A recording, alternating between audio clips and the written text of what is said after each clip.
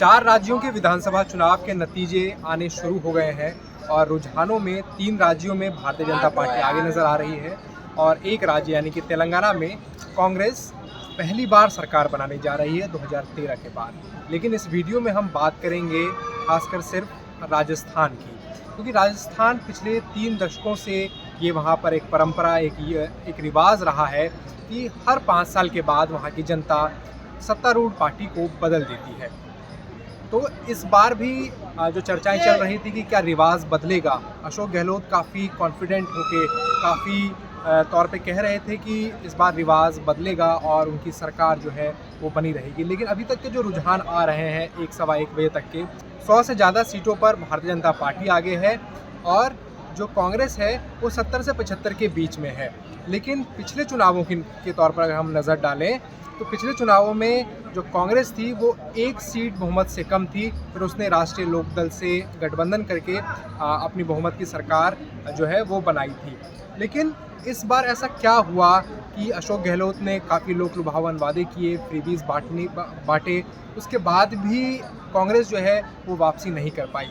तो हम बता दें कि क्या क्या उन्होंने वादे किए चुनाव से 6, 7, 8 महीने पहले। सबसे पहला तो उन्होंने LPG सिलेंडर जो है उसको सब्सिडाइज़ किया और 500 रुपये में देने की का वादा किया।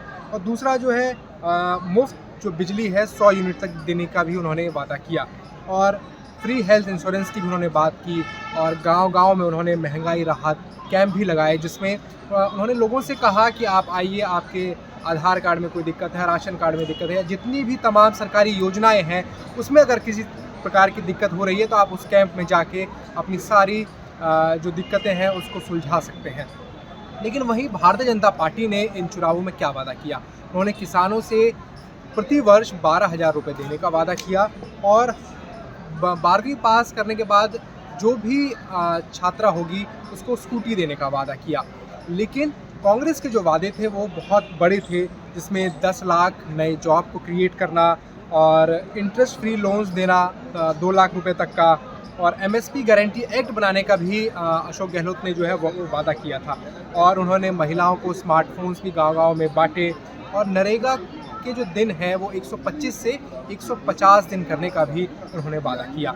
और सबसे बड़ी बात जो है बिहार के तर्ज पे कास्ट बेस्ड सर्वे जो है उसका भी उन्होंने आदेश जारी कर दिया था और कहा था कि सरकार आते ही इस पर काम शुरू हो जाएगा। लेकिन उसके बावजूद इन तमाम लोक लुभावन वादों के बाद, फ्रीबीज के बाद भी जो अशोक गहलोत जो सरकार है वो बनती हुई दिखाई नहीं दे रही है रुझानों में।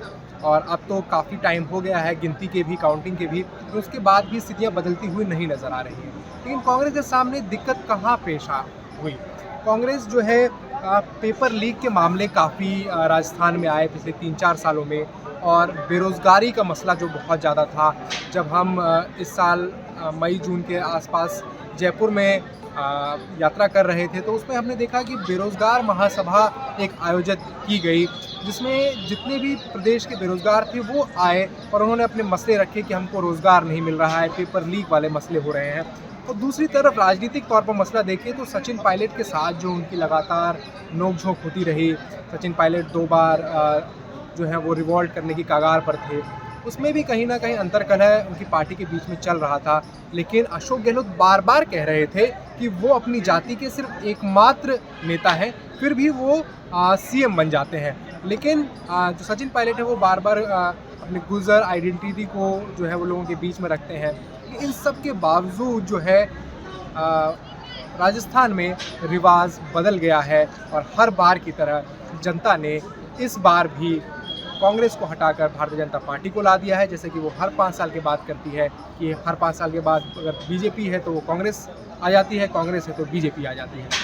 लेकिन पिछले बार के जहाँ अगर हम वोटिंग परसेंटेज की भी बात करें तो 74.71% जो है 2018 में राजस्थान में वोटिंग हुई, इस बार उससे ज़्यादा वोटिंग हुई, यानी कि 75.45% इस बार वोटिंग हुई।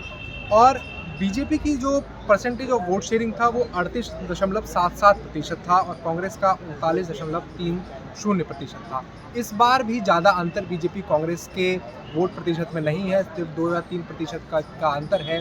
लेकिन इन सब के बावजूद भारतीय जनता पार्टी एक बार फिर से राजस्थान में अपनी सरकार बनाने जा रही है। अब देखना ये होगा कि क्या वसुंधरा राजे सिंधिया फिर से मुख्यमंत्री के तौर पर राज्य सत्ता में वापस लौटती हैं या भारतीय जनता पार्टी के आला कमान किसी नए नेता को मुख्यमंत्री का पद सौंपते हैं। ये आने वाला वक्त ही बताएगा। कांग्रेस मुख्यालय से कृष्ण मुरारी की रिपोर्ट।